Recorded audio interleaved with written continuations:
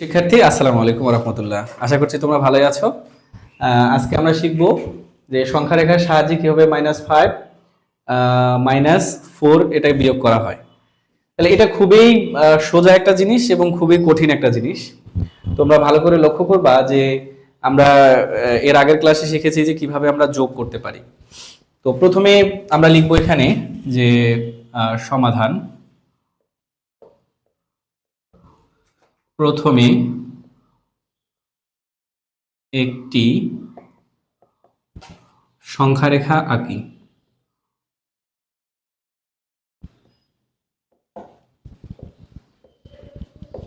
প্রথমে একটি সংখ্যা রেখা আঁকি। তাহলে সংখ্যা রেখা আঁকার যে নিয়মটা সেটা আমরা হয়তো এর আগের ক্লাসে শিখেছি।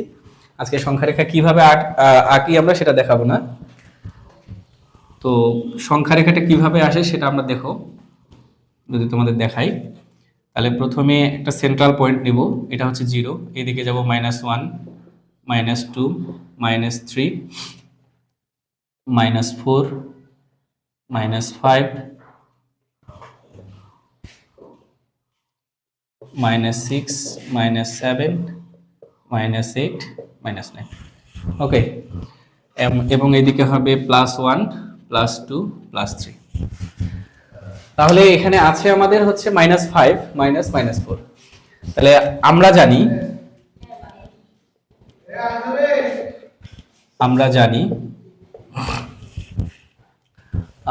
-5 -4 সমান -5 প্লাস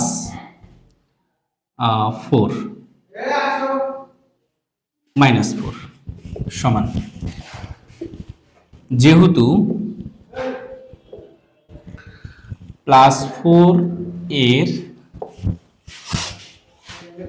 যোগাত্মক বিপরীত সংখ্যা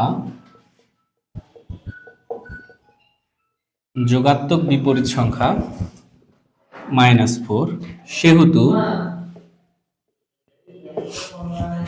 দেখো এখানে আমরা খুব সুন্দর করে লিখেছি যে -4 -4 ইকুয়াল টু -4 প্লাস -4। যেহেতু 4 এর যোগাত্মক বিপরীত সংখ্যা হচ্ছে -4, তাহলে আমরা সুন্দর করে লিখে দিয়েছি যে যেহেতু +4 এর যোগাত্মক বিপরীত সংখ্যা -4, সেহেতু -5 -4 এর মান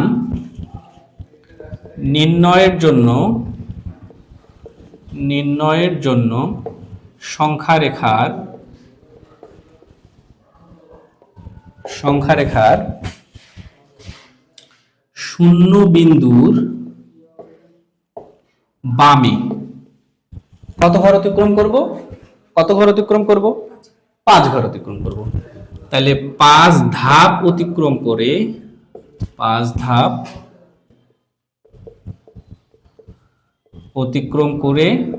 -5 বিন্দুতে পৌঁছাই।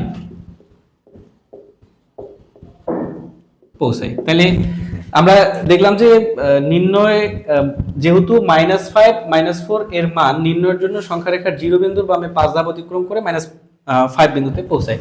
তাহলে আমরা দেখব যে এখানে থেকে যদি আমরা গণনা শুরু করি, তাহলে 1 2 3 4 5। তাহলে ঠিক এইখানে আমরা আসব, এভাবে আমরা সংখ্যা রেখাটা আট করব। এটা হচ্ছে -5। এরপর আমাদের কি বলছে? -5 বিন্দুতে পৌঁছায়। তারপর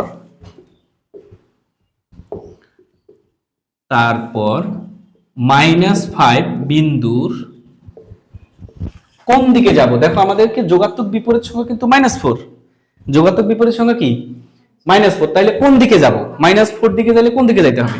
বাম দিকে। তাহলে -5 বিন্দুর বামে কত ধাপ অতিক্রম করব? 4 ধাপ অতিক্রম করব। তাহলে 4 ধাপ অতিক্রম করে কত বিন্দুতে পৌঁছাবো? -9 বিন্দুতে পৌঁছাই। -9 বিন্দুতে পৌঁছাই। তাহলে যাই, তাহলে আবার এখান থেকে গণনা করব 4 ধাপ, 1 2 3 4। এই যে এখান পর্যন্ত আমরা চলে আসলাম। এখান থেকে এখান, এটা কত আসলাম? -4। এবং এই যে বিন্দুটা গাঢ় চিহ্নিত করি, পৌঁছাই এবং বিন্দুটি গাঢ় চিহ্নিত করি, গাঢ় চিহ্নিত করি। তাহলে -5 -4 ইকুয়াল -5 -4 ইকুয়াল -9। এটাই হবে আমাদের অ্যান্সার।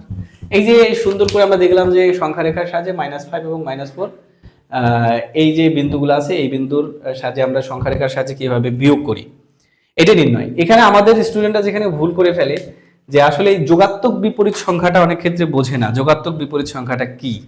যোগাত্মক বিপরীত সংখ্যা হচ্ছে যে একটি সংখ্যা যদি যেটা থাকবে তার সাইনটা পরিবর্তন হয়ে যাবে। যেমন -3 এর যোগাত্মক বিপরীত সংখ্যা কি বলো? +3।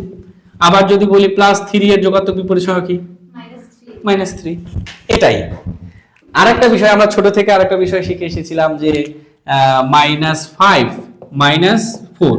তাহলে এটা ক্যালকুলেশন কিভাবে হয়? ক্যালকুলেশনটা আমরা কিভাবে করি?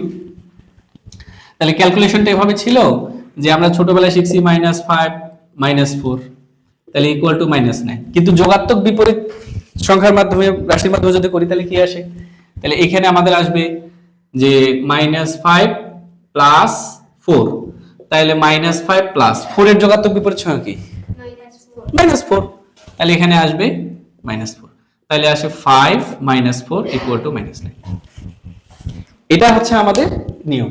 তো ধারাবাহিকভাবে এই ক্লাসগুলো আমরা আপলোড করব। সেই ধারাবাহিকতায় আমরা তো শুরু করছি, তোমরা জানো আমাদের ফেসবুক পেজ ম্যাথ মজা এবং ইউটিউব চ্যানেলও ম্যাথ মজা।